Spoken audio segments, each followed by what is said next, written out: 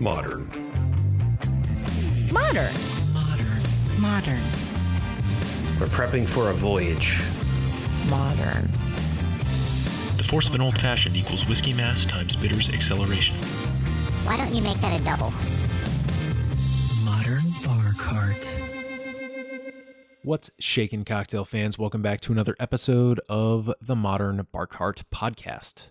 I'm your host, Eric Kozlik, and thanks for joining me for another journey into the art and magic of the cocktail. Today, we've got a really timely and important topic to discuss: garnishes.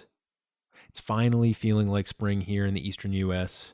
My fresh produce basket subscription from my local CSA begins in a couple weeks, and I know everybody's starting to kind of walk outside and realize, things are growing again.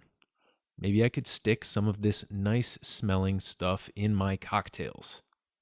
I was able to get in touch with cocktail author and garden designer Leeann Lavin, who is releasing a book very soon called Finishing Touches and the Art of Garnishing the Cocktail. And she had a ton of great advice for those of you out there who are looking to up your garnish game. But first, I think it's time for you to make yourself a drink. Today's featured cocktail is the Pisco Sour, and I don't want to give away too much, but this drink came up in conversation during the interview with Leeann because we started to discuss all the amazing garnish moves you can make with shaken drinks that contain egg whites. To make a Pisco Sour, you'll need 3 ounces of Pisco, 3/4 of an ounce of simple syrup, 1 ounce fresh lemon juice, 1 fresh egg white, and 2 dashes of Angostura bitters. After you combine all these ingredients, minus the bitters, in a shaker with ice, you shake vigorously until you can really feel the consistency of the drink begin to change inside the shaker. This is partially a feeling in your hands, and it's also partially a more muted sound as the ice shrinks and becomes muffled by the froth in the drink. So there's 2 clues you can get to when this drink is shaken enough. Once you're confident in the shakenness of your Pisco Sour, you just want to strain this into a stemmed cocktail glass and garnish with a few dashes of your Angostura bitters. If you use a little eyedropper, you can even make little designs that start to resemble latte art if you manipulate those drops with a toothpick before you serve them. You can kind of draw little designs in the top of the cocktail. Now, normally I do a shameless plug for our embitterment aromatic bitters here because I think they're great. But one thing Angostura has over us is a really robust color, and that's key for the garnish aspect of this drink. Because we don't sweeten or color any of our bitters artificially, you're just not going to get the same visual effect with our stuff when you start playing around with your bitters art on the egg white foam. So, congratulations, Angostura. You win again. So, now that you're dreaming of Pisco and delicious sour cocktails, let's get back to the topic at hand. In this discussion with Leeann Lavin, some of the topics we cover include an expansive approach to thinking about the garnish, going beyond citrus twists and brandied cherries to include other flavors and objects, even jewelry. The basic tools and techniques that will help you make great garnishes in your home. More thoughts on, of course, garnishing egg white drinks, how to read the trail of clues left behind by the history or ingredients of your cocktail to help develop an innovative finishing touch of your own, what to say to Leonardo da Vinci at a cocktail party, and much, much more. Here at Modern Bar Cart, we're eagerly awaiting the launch of Finishing Touches in the next few months. So please, please, please head over to the show notes page at modernbarcart.com/podcast and check out all the ways you can follow Leeann and stay abreast of that book release. But hey, we've got our own sneak peek right here in this episode. So please enjoy this excellent conversation with garden artist and cocktail architect extraordinaire, Leeann Lavin. Leeann, thanks for being on the podcast. Oh, it's my pleasure. Thank you for having me, Eric. I appreciate it. Yeah. Well, we're excited to talk about garnishes today, and that is definitely an area of expertise for you. But before we jump in and start talking about those, could you just kind of introduce yourself to our listeners and tell us who you are, what you do, and basically how we got to be here chatting today? Sure. My name is Leeann, and I am a garden designer and an author. I've written The Hamptons and Long Island Homegrown Cookbook, and I came at that book from the garden standpoint. I was curious how chefs are inspired by the growers or the artisanal makers. So I think the ingredients are really what the food is all about. You know, I often say love is the greatest ingredient. So I wrote that book, and it was kind of like a foudoir, like a memoir, because it was talking about the chefs, and then I asked each one who inspires them, and then the recipes. And when you're as close to the garden as I am, you look at garden as art and so on, and you start to think about the garden in different ways. So as I was continued to write about gardens, I contributed to the seminal food book Savoring Gotham, talked about the history of the green markets, farm to table, and a favorite of mine, Ladies Who Lunch. And the more I wrote and the more I reviewed, then in terms of this book, Finishing Touches, The Art of Garnishing the Cocktail, I was approached by the publisher, Cider Mill Press, and they asked me if I would like to write a book with them. Of course, you put down the phone for a second and you fake pretend like, let me check my calendar, my schedule. So yes. And then they came back and said, it's going to be about cocktails. So that's one of my favorite subjects because I really believe in just a cocktail culture. You know, I love the idea of cocktail conversations and all the art that goes around cocktails and all of the accessories that go into it. So I just think this is such a rich environment for me to be able to play in. So they really gave me almost carte blanche, you know, to be able to put this together. So the driving concept for Finishing Touches was this garden to glass. Right. So again, the ingredients are what mattered. And I thought that people thought of wine going with food, you know, pairing with it, certainly, and to some extent then beer, more and more, especially craft or artisanal beer. But the cocktail, for the longest time, people just didn't think about the food pairings. So my thought was to, as we say in gardening or in the culinary world, what grows together goes together. So I started to look at the food pairings with the cocktails and then really then getting into the tablescapes and the presentation of the cocktails and the food, and then getting really creative with the garnishes. So that was the background to, you know, how it all came about. Great. Yeah, it sounds like your background, is a confluence of art, nature and growing things and food, and so it seems like a really great set of skills to bring to the table to write a book like that. Can you just tell folks briefly now, like what the story is with the book? Where does it stand right now, and where will they be able to get their hands on it?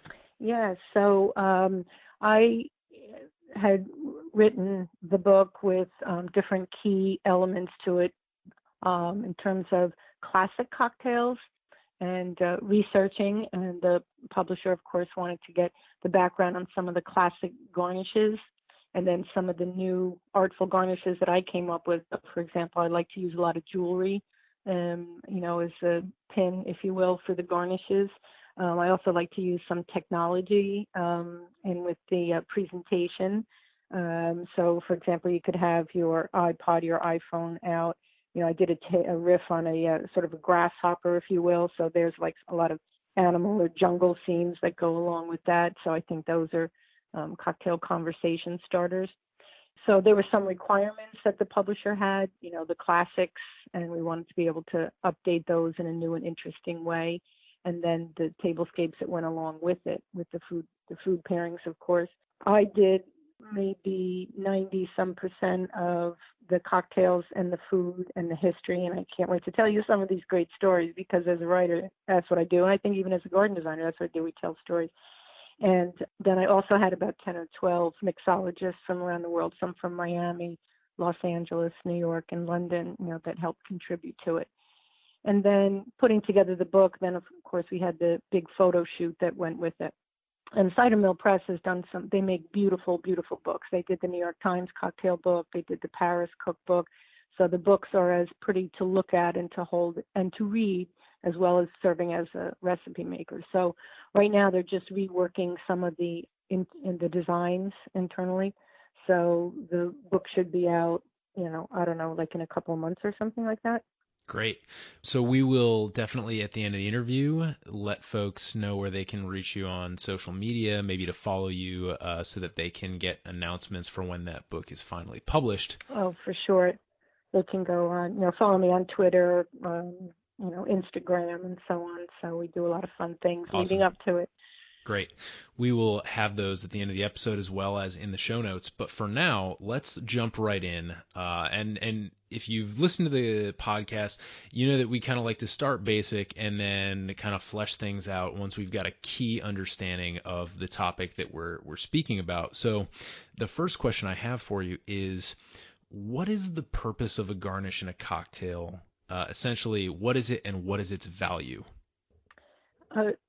The Italians and the French have a saying that the eyes eat first, and I think the same way with a cocktail is that visually, I think it has to be delightful. It has to be compelling. It has to be sexy. You want to look at it. So a garnish can do all those things. It's like jewelry, and that's why I use jewelry in some of the garnishes to hold some of the, sort of aerial ballerinas, if you will, sort of perched on the side of the glass. So it has to look beautiful. But the other thing is that because cocktails are very sensual, using smoke or citrus or flowers and so on in the drink is that it starts to suffuse our senses. So we can smell it, we can start to see it. And so we start to embrace the cocktail before we even take our first sip.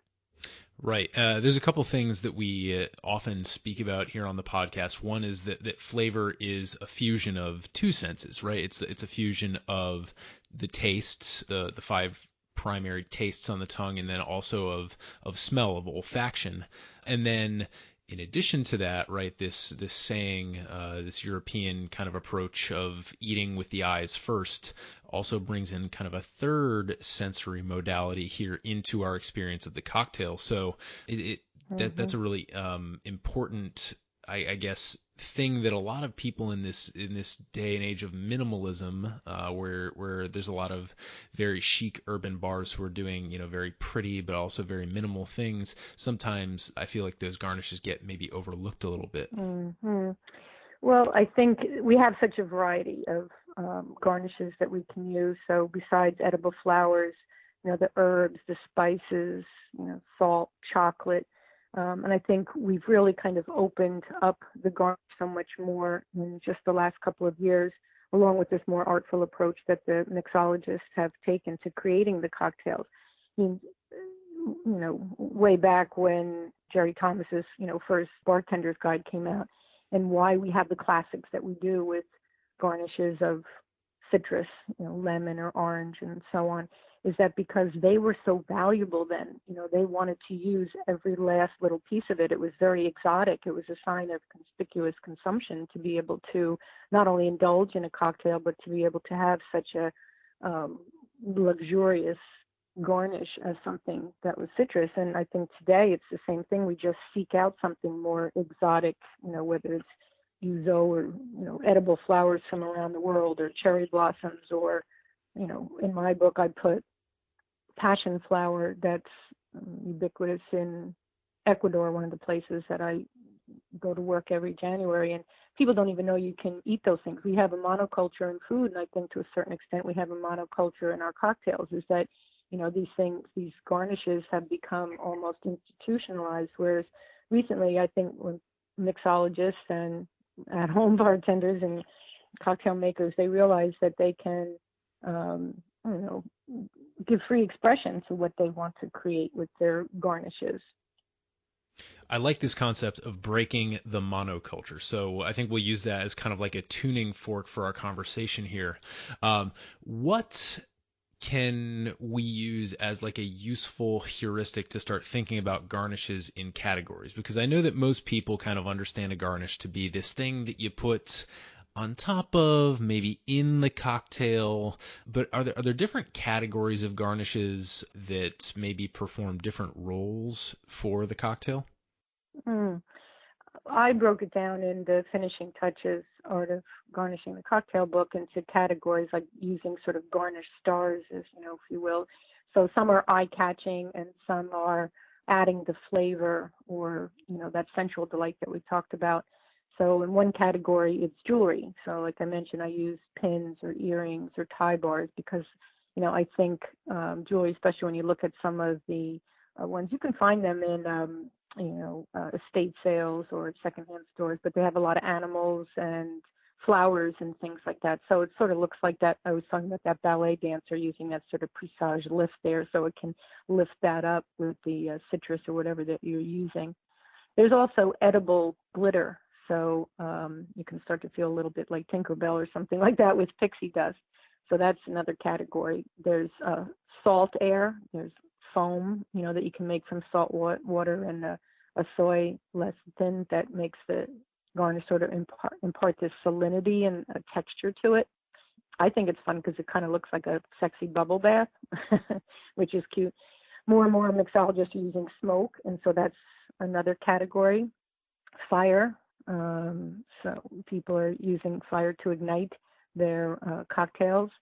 Painting, there's a lot more of this. I think you see even in the commercial bars where they're using an edible paint to put everything from flower petal to a monogram to, maybe the bar's tender's name or something on that sour drink foam. And they use the bitters to spray on top from an oil mister. So I think that's beautiful as well as tasteful. The ashes, then there's all fun things like cereals, all different kind of crazy cereals that you can use as garnishes.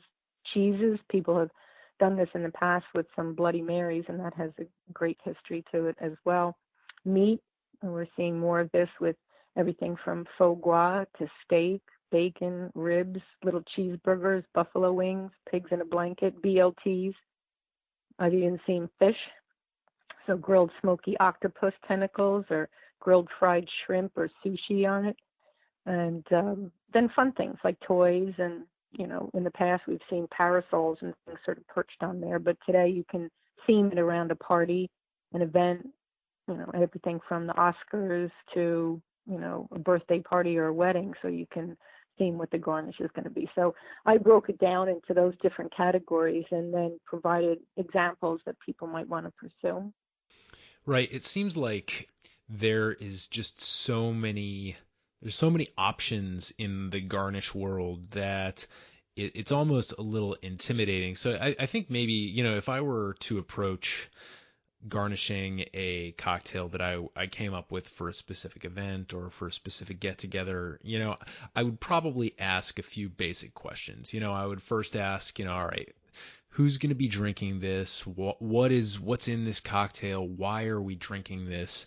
And as you kind of ask these questions and identify things like the ingredients, the purpose, then you can sort of start to identify things that you might be able to utilize as garnishes. And some of the questions will then, of course, branch into sub-questions like, is this garnish here to be seen, or is it here to be also smelled, or even like in the case of some of the examples that you just gave, ingested, right? Is this, am I making a little mini slider to put on top of my garden-driven Bloody Mary, or am I going to, have a salted or smoked herring on my kind of Scandinavian-themed martini? So I think asking questions, if you're kind of stumped on your garnish game, is a really important thing to do. And I think that's exactly right. Yeah, I think you've characterized it that way very well. And I think people have to think about their cocktails in terms of, what their mood is. So for me, I like a classic martini or a Manhattan, and I like the elegance and the simplicity of that. I love their backstories and so on. So maybe it's a time of day or maybe it's your mood. But when you think of what cocktails can do, that they're essentially something fun to have. And so if you want to embellish or amplify the garnish, then it's just your imagination. So the way you characterize it by saying, do I want it to be something that tastes good? Is it a visual delight? Is it a little bit of both?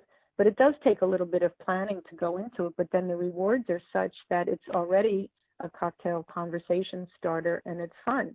So some people are intimidated by the planning part of it to go up front, but I think that's, what the cool, sexy part of cocktails is.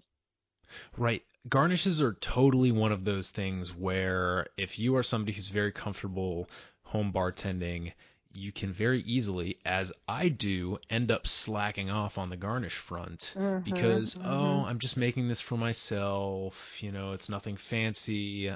And so then the cocktail becomes a little bit more utilitarian. And at that point, it loses some of that allure and that sexiness that you've been talking about. So I think this is a great thing for us to be talking about. And of course, the people who listen to this podcast are primarily home bartenders. We have a lot of bartenders who listen as well, and I'm sure that they have their kind of garnish game for their establishments pretty well in hand. But for home bartenders, one of the big questions I had was, what are some of the tools that people should have in their kind of kitchen drawer or in their pantry to be able to make a basic set of garnishes, whether that's using citrus or fresh stuff or maybe stuff from around the house?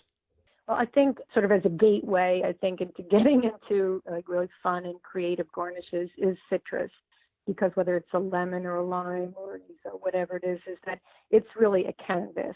And so you can do so many things with it, even with just a simple knife, so you can make twists, you can curl it, you can spiral it, you can tattoo it. So you can go and for, relatively little investment that you can get a number of different cocktail garnish utensils, and they sell them in sets, if you will. But you can also start off with something just as simple as a small paring knife, that you can cut your citrus up with it. So I think you start off by doing something very simple. Another thing that's very simple to do is just cut your herbs. So you just go out with your, small little scissors, and I can take thyme, for example, and take little teeny tiny clothespins that I buy and then clip them on the side of the glass. And it has that aromatic herbal fragrance, which is just perfect with like an Aperol spritzer, for example. So there's lots of very simple ways that you can invest in good cocktail garnishes and just, like I said, have some fun with it. Right. Yeah. A good paring knife is, of course, indispensable in any home bar kit. One of the things that I use often is just a regular vegetable peeler, but there are so many different models of peelers out there. There's some that are, the traditional kind of side-to-side peelers, but then there's some peelers that almost look like they've got a shape like one of those paint rollers almost, where you've got a handle and then it kind of flares out and it allows you to take really wide swatches of the citrus peel, which in some cases is really useful. And then I also like toothpicks. Having toothpicks on hand to me is very useful. But are there any other things that you can think of that might fit in like just a kitchen, the utensil drawer that people might be able to stock up on? Well, I do have a lot of different toothpicks, and they make, very creative, sort of decor, if you will, accessories. So for every holiday that you can think, and I have standard ones that are like the metal ones that you can use that are just, classic. But I did the whole book and I didn't invest in anything really grand. It was just, things, that I had. But I think a good cocktail shaker is very important. And of course, making your own simple syrups is very important. So you can make all of those and store them and keep them fresh. So you don't really need to invest in a lot of extra equipment unless you really want to. I mean, I have a home speakeasy, I have a bar cart, I am fully equipped with everything. But I think, especially for your listeners, I think if they're just starting off or they're, home mixologists, simple is best. Absolutely. Simple is great. And a lot of the things that you were mentioning earlier, based on your interests, of course, are from the natural world. And so just having, maybe one of those, a set of little clothespins to clip the herbs to the side, that's a really great move. I personally have a set of small metal cocktail picks. I've got four, and they've got little fletching on the back, so they look like little arrows. So that's a fun little thing to skewer my citrus twist with. And I guess on the more advanced side of things reside things like fire, for example. If you're going to be doing flaming garnishes, and that once you start getting into that sort of thing where you're actually stenciling things into egg white foam, or drawing patterns in your Angostura bitters, that's a little bit more in depth, but it seems like there's definitely a scale, kind of a sliding scale of what you can do, and it seems pretty accessible, at least starting out. Very, and I, encourage, those who really enjoy a cocktail culture to think about using real ingredients, because, if you have a love for cocktails, the taste is what it's all about, and then the visual sensation, of course. But when you look back into the history of, where some of these original classic cocktail garnishes came from, for one, I'm fascinated by the maraschino cherry. So for a lot of people, they use that little rock hard bullet red thing, which is, I tell people, please do not pursue that.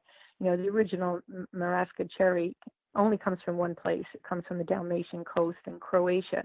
And, because they can grow it there in their mountains and their sandy soil, they had these whole preserved cherries.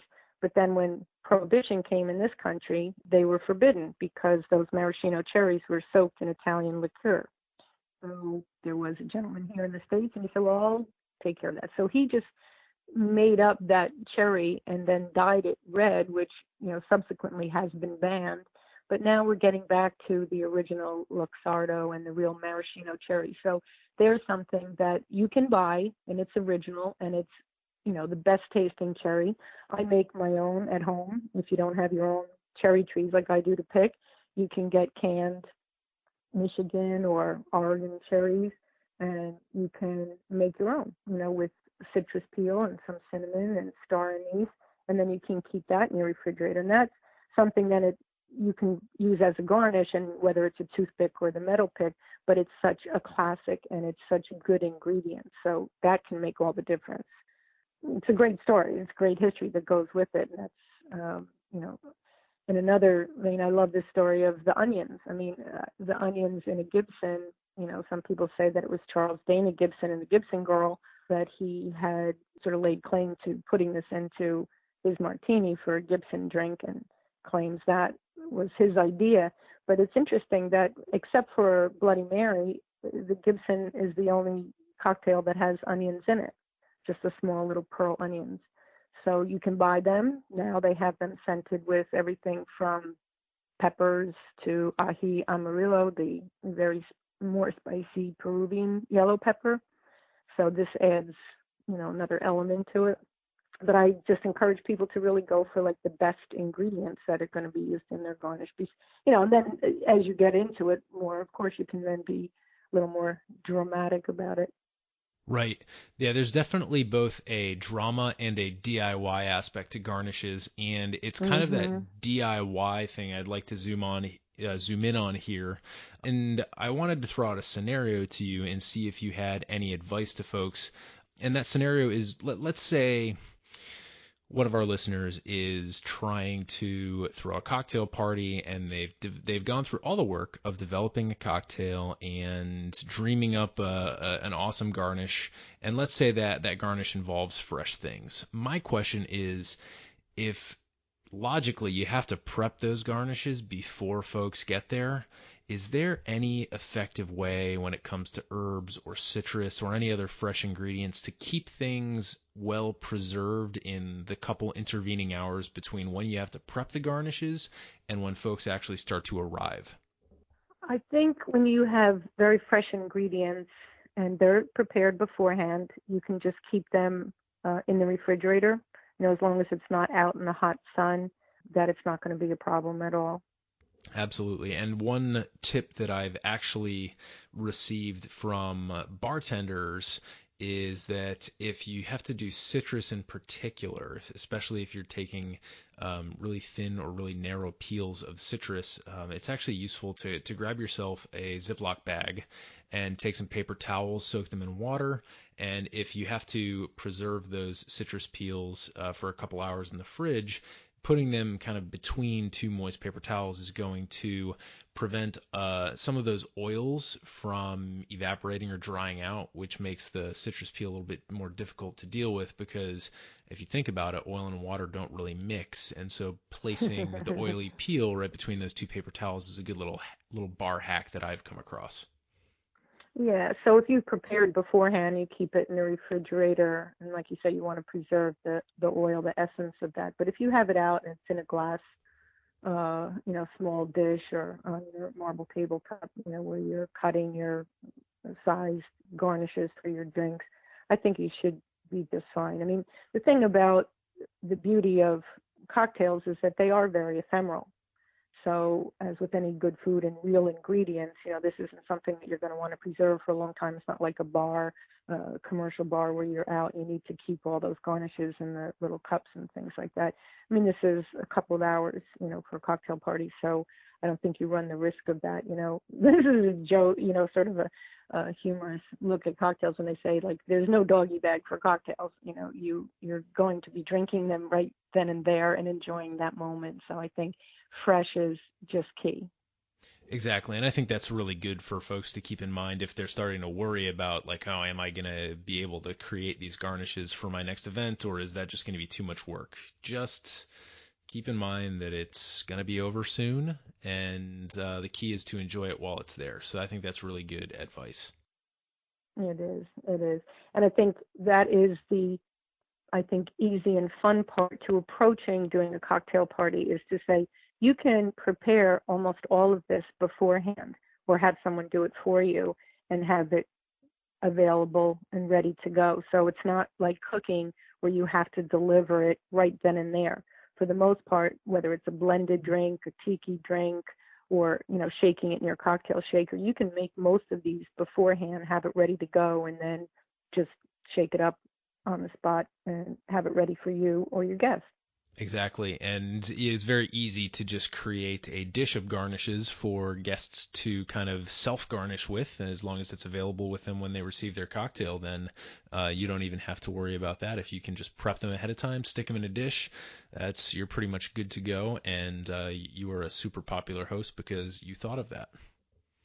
I think it's beautiful to be able to have, whether it's rosemary or lavender or thyme, all the different herbs, or maybe colored sugar, things out. And yes, let people garnish it themselves because that will delight them. They'll say, what is this? How do I get that? So they have lots of questions. You can talk about it. You can suggest things to them. So this is a very exuberant way to have a party and have people participate with you. So there's no super last minute crush or preparations that you have to worry about. That's really great. I will say though that the ice is really important though.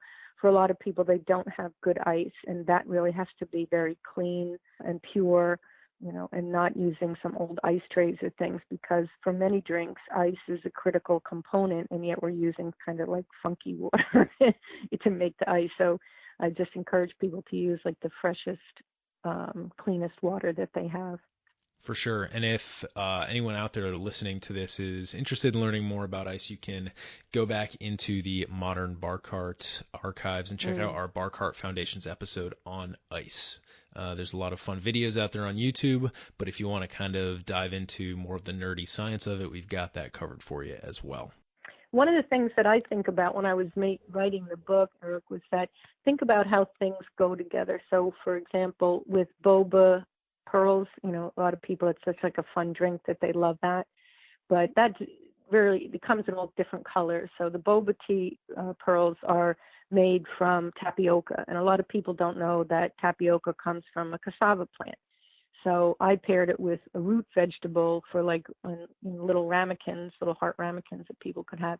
But the boba pearl cocktails, they come in orange or yellow or black or purple color, which is like really fun. So you start to think about the ingredients. I also used a lot of European digestifs or amaros or things like that. So it's, real ingredients that go in and pair up very nicely with the food.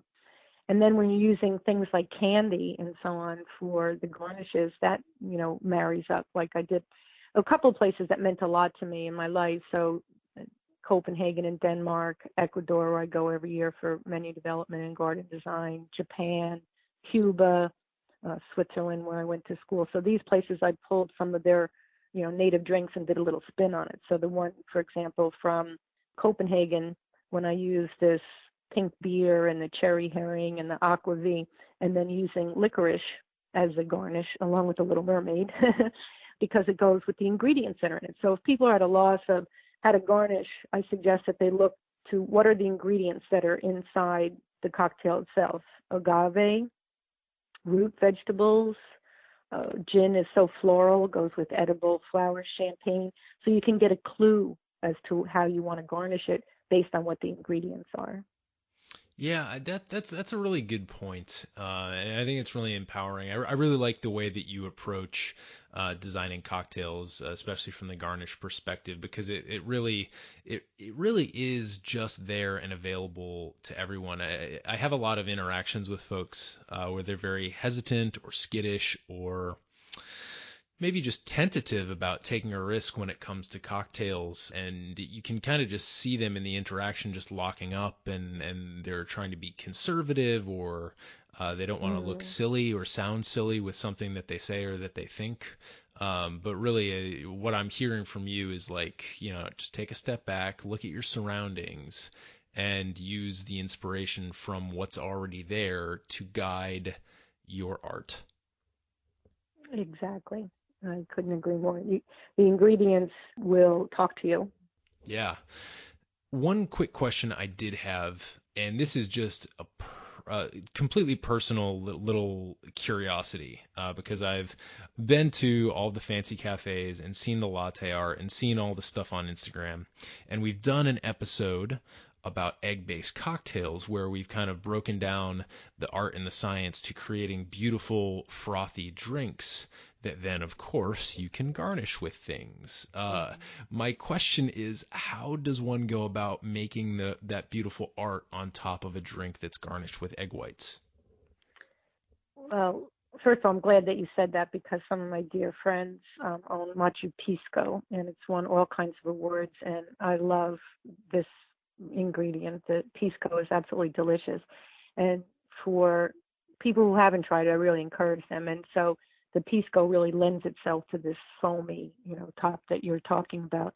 So I think when you have the bitters, and especially if you put them in the spray bottle, and then you can and you can use the paintbrush also, but that can go on the top of it to create any kind of graphic, that you want.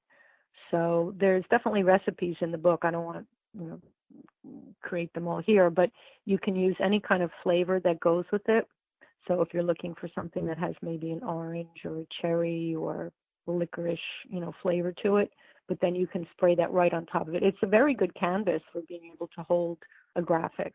Right. And delicious.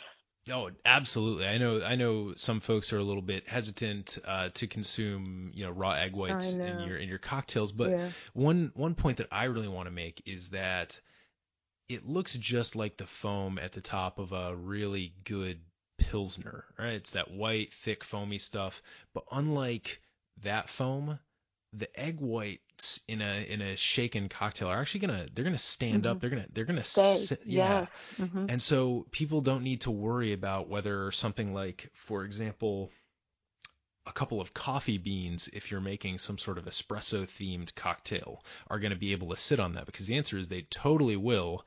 So I think people should feel a little bit more free to play around with what goes on top of those egg white cocktails, because it really does form a really cool natural matrix, and it really adds to the texture. And people shouldn't be concerned about it, because you're using the best and the freshest ingredients.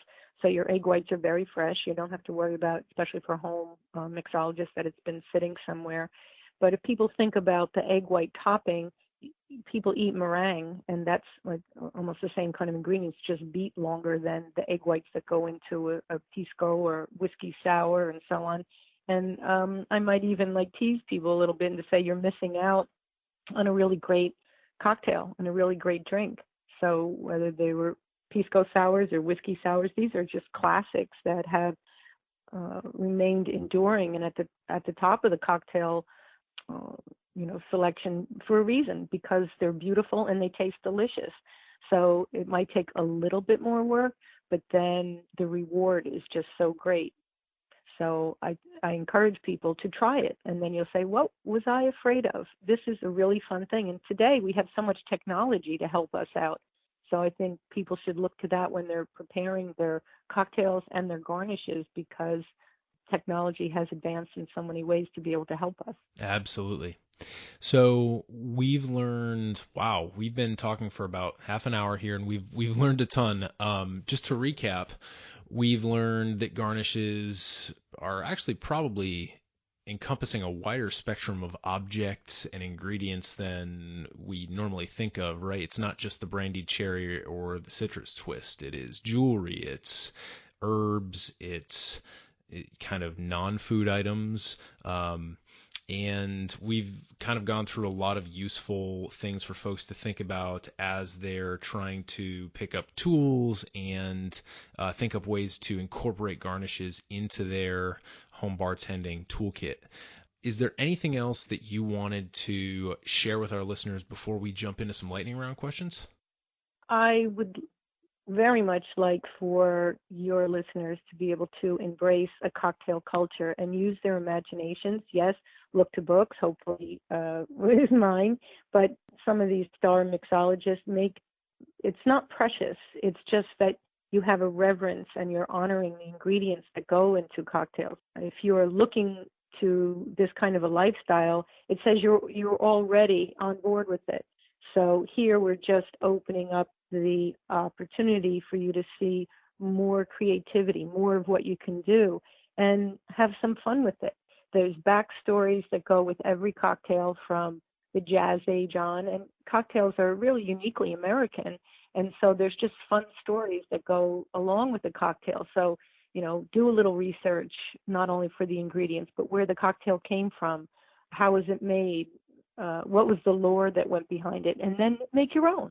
So just as those bartenders and barkeep made up their own creations, that you can do it too. So I think you look at the ingredients, what do you like to eat, what do you like to drink, and then think of a way to put it together.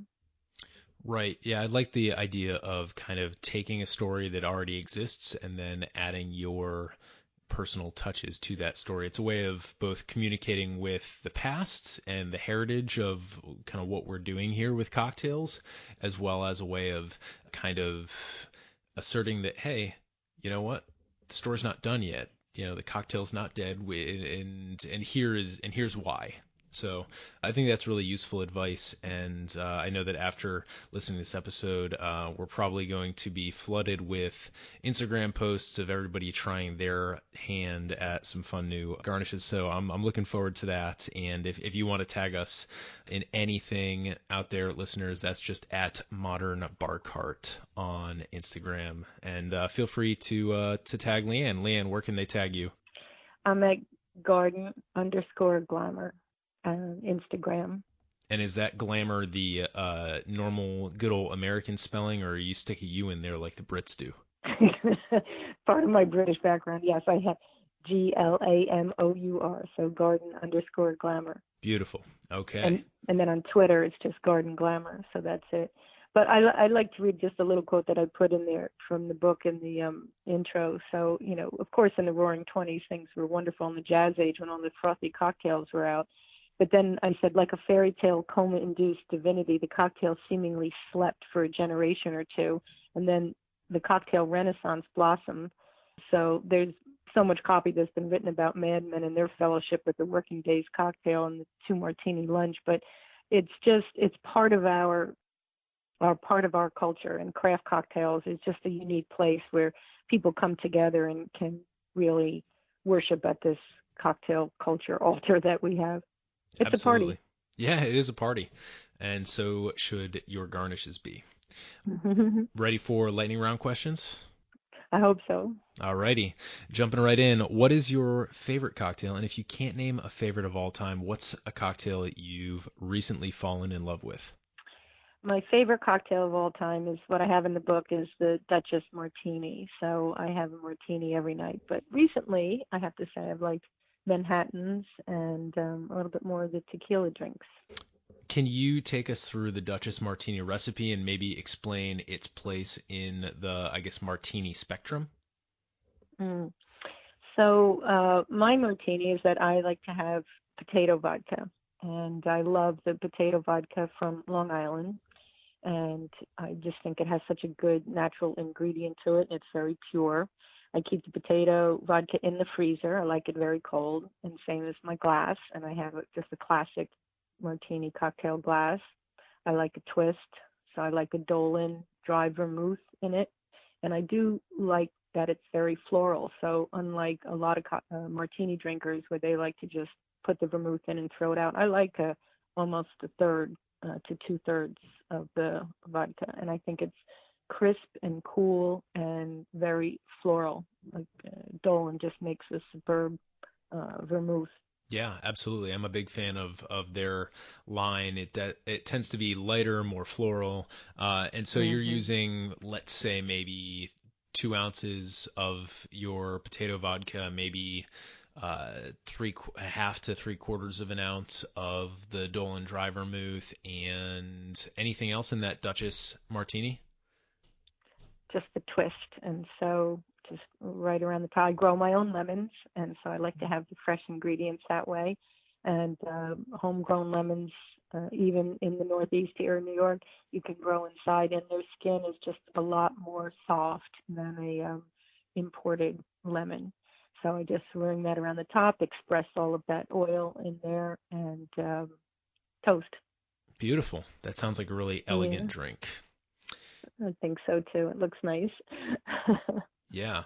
Nothing wrong with a good martini. My favorite take is the Vesper, kind of like the James Bond martini. It's almost the opposite of yours because you're not necessarily chilling the glass. You're shaking the hell out of it, which makes it cloudy at first. And I really enjoy the aspect of that drink that once you shake it and you pour it into the glass, it clears up over the course of the couple minutes that it takes those little ice shards to melt, and it goes from being kind of cloudy and mysterious to really clear and just absolutely beautiful. It is beautiful. I was really drawn when writing the book, Finishing Touches, how, excuse me, some people, they stick with one drink, like that's their only drink that they'll have. And then others are much more adventurous and are always trying something new. So I find that very curious as well. Yeah. Yeah, I find that when when I'm experimenting, usually what I'll do is I'll fixate on one thing, but then inevitably as I experiment with it, no two cocktails end up turning out the same. Like I'm always kind of messing with something. So I'm kind of like in the middle of that. But here's a question that's fairly new, but people have been responding to it really well recently. So if you were a cocktail tool or ingredient, what would you be and why? If I was a cocktail ingredient, I would have to be a simple syrup. Yeah. And I think because it's elegant, it's glamorous, and it's natural, and it has such variety. You could have a different simple syrup every day of the week. Absolutely. And it's one of those kind of it's a foundational cocktail ingredient, but it can also just take on the qualities of whatever you put into it, right? Yeah, it's sort of like a chameleon in a way, or a true cosmopolitan. And I don't mean the drink cosmopolitan, but cosmopolitan is something that goes well in a very elegant way with others. Absolutely. If you could have a cocktail with anyone in the world, past or present, who would that person be? Where would you go? What would you drink? Paint a picture for us. Oh, there's so many people because I love history. But I guess I would have to say Leonardo da Vinci because he was such a man of great talent across so many different genres or categories. So we could talk about art, we could talk about science, maybe a little bit of religion. I think he was a lover of life. So if I had to pick just one, I mean, he's a Renaissance man for a reason. I think I would do that. But if I could, I would just love to be, at a cocktail party, at the Algonquin with all of the writers and artists that were there, and really enjoy the cocktail party with them. I was Dorothy Parker, for so many Halloweens because I just love her take on the Jazz Age and cocktails, and I love dressing up that way. So that would be really fun. Can you give us just a really quick Wikipedia summary of the Algonquin? It's a hotel here in Gotham, here in New York, and it was a place where great writers, authors, and painters, that they would meet most every afternoon. And in those days, in the Jazz Age,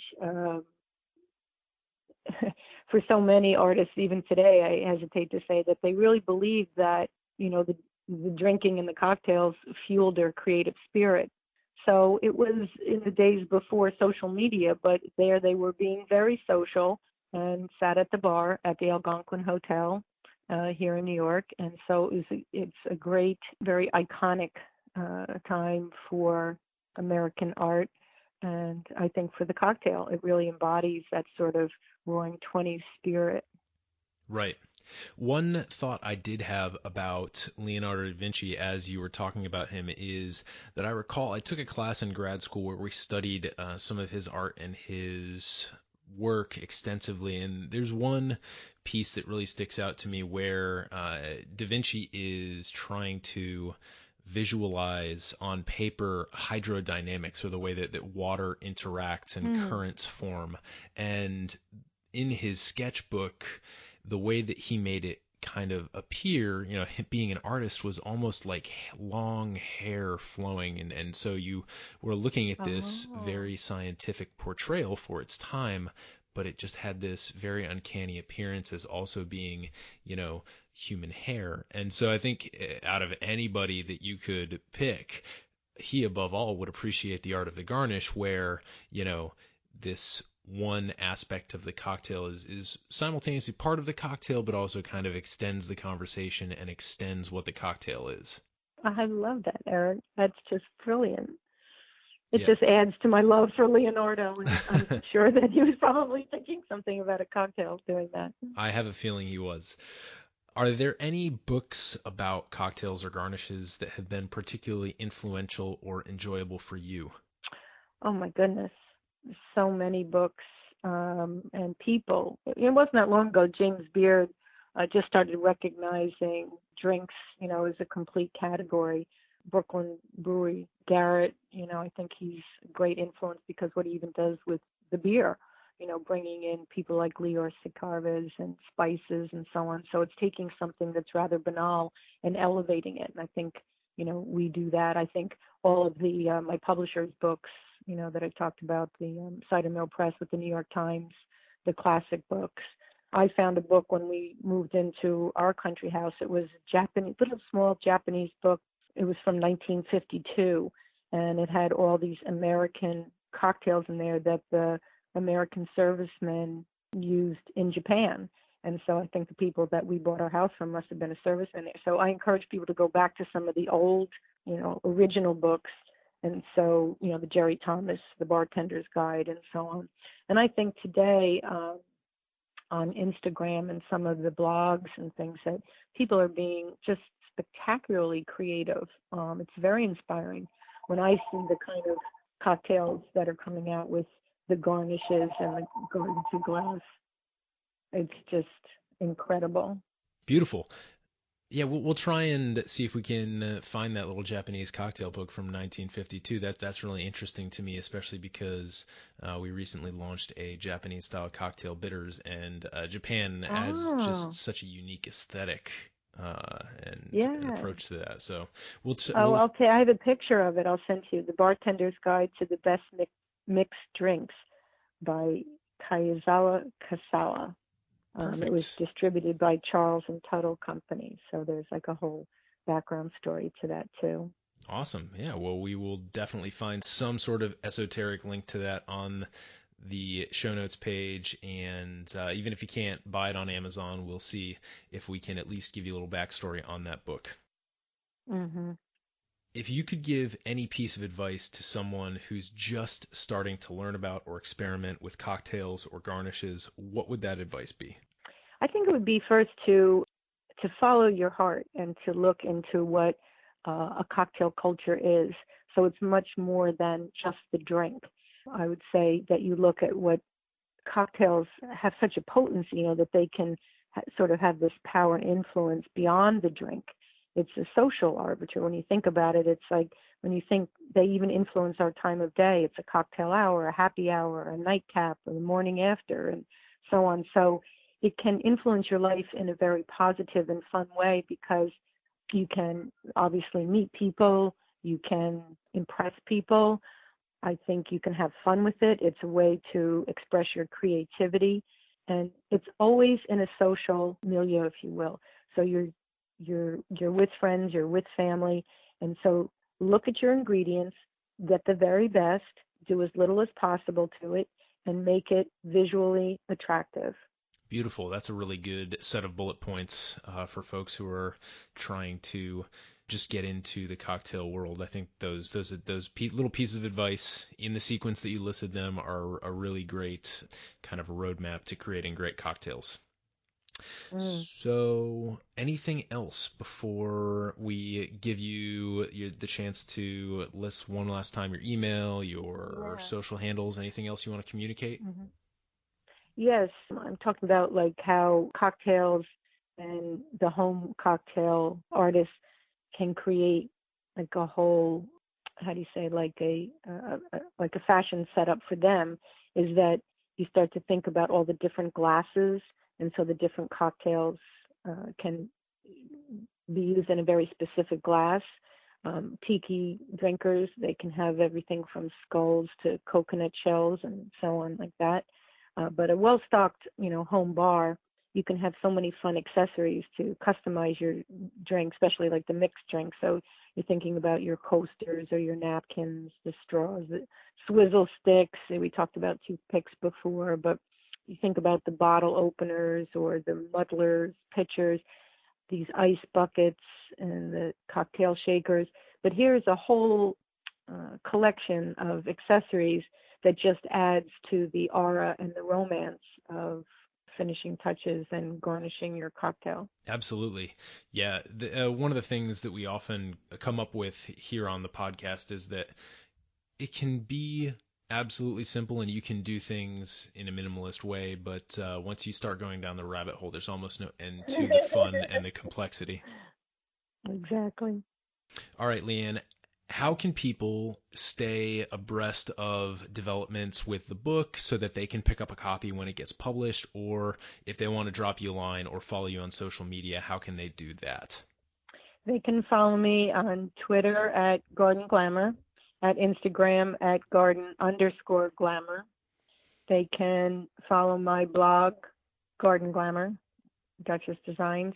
They can email me at foodanddrinkny@gmail.com. Beautiful. And if anybody out there listening is the terrible person who got to that Instagram handle before Leann did and necessitated that underscore, we're going to find you. Oh, I love that. That's so true. That's me. Give it up. All right. Leann, thank you so much for being on the podcast, and we'll talk to you soon. Thank you, Eric, so much, and I just adore your podcast and the Modern Bar Cart. Keep it up. Cheers to you. Cheers. And your team. Thank you. Hey everybody, thanks for listening. If you enjoyed this episode, there's two big things you can do for us here at Modern Bar Cart. One would be to tell your friends and family if you think they'd enjoy listening to us talk about cocktails. And if they don't download podcasts, they can always stream our episodes on their desktop directly from the show notes page at modernbarcart.com. The other thing you can do to help would be to head on over to iTunes or wherever you download your podcasts and leave us a review. 5 stars are great, but we're more interested in your feedback. And the beauty is, the more reviews we have, the easier it will be for other folks out there to learn about our show. We're trying to start a cocktail revolution here, and by spreading the word, you're helping us fight the good fight. You can always Reach us by emailing podcast@modernbarcart.com if you're looking for cocktail or bartending advice, or if you're a pro who would like to pull up a mic and be interviewed for all to hear. Also, definitely follow us on Instagram and Facebook @modernbarcart for cocktail porn, recipes, and entertaining tips. And keep an eye out for new product releases and special offers, which are happening all the time. We love our listeners, and we really enjoy giving you exclusive discounts and sneak peeks at our latest and greatest cocktail projects. This episode may be over, but for you, the mixological fun and adventures are just beginning, so remember, folks, drink responsibly and experiment boldly.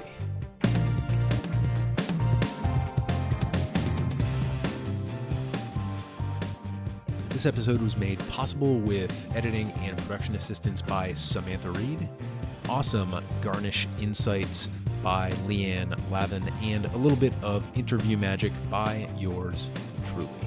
This has been a Modern Bar Cart production, copyright 2018.